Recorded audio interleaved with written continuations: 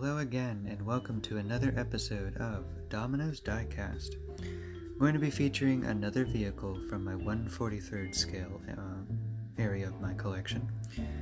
Now, we're going to show one of the few foreign cars I have in 1/43rd scale. This is my 1962 Volkswagen Samba van.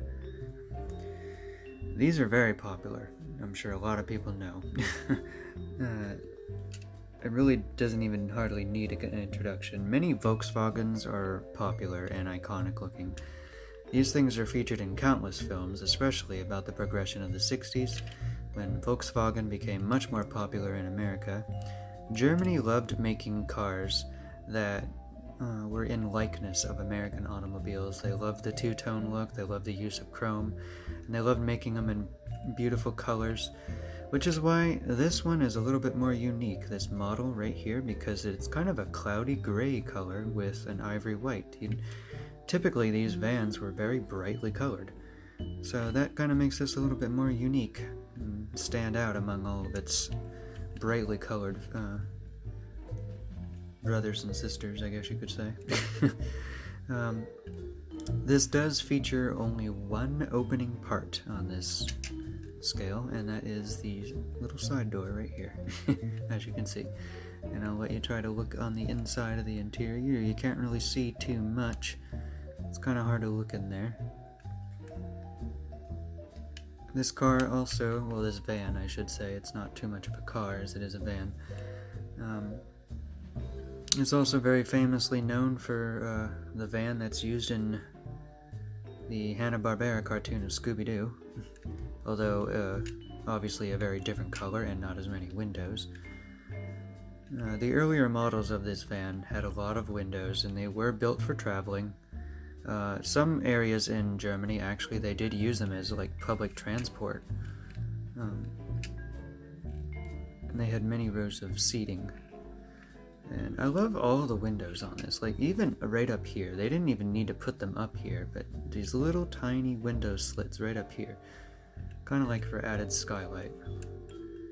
And of course, the most iconic feature of the Samba vans was the swooping chrome that came down around the front and that large Volkswagen symbol, the VW right there. Beautiful large headlights and turning signal lights and kind of small tail lights. They really didn't have big ones here, and this would be where the engine bay would be in the back. As you can see, we have the radiator breather holes right here. Yeah, the engine was not in the front. In fact, this vehicle didn't even have a trunk. If you wanted space, it was just in the seating area in general, or a cargo area if there was no seats back there. They did use these as work vehicles too. Featured in countless films, like I believe I mentioned before, and several pictures. It's almost like a symbol of the 60s in a way, at least especially during the hippie movement and later 60s. They used this design, with minimal changes of course, all throughout the 60s decade, and even well into the 70s the Samba van was being made, and you can still get them today in brand newer design, of course.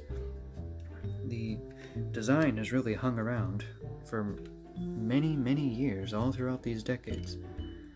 And just like the Volkswagen Beetle. It's definitely another iconic counterpart to the German automaker. One feature that this has is that I can pull back on this. It is a startup vehicle, and it does drive on its own, as you can see. I only did that a little bit because it would zoom right off the table if I pulled it back any farther. But yeah, this one's, even though it's a die-cast model, it kind of has a toy part to it. So you can, I'm sure a lot of kids would love to drive it around as a toy. I found this, by the way, and it's very fitting for this type of vehicle. I bought this when I was in California for the very first time. I was visiting my uncle, and I bought it out there, and I saw a few real ones driving down the street, and a bunch of other classic cars, and they really do just drive around like everyday vehicles, and I really loved that.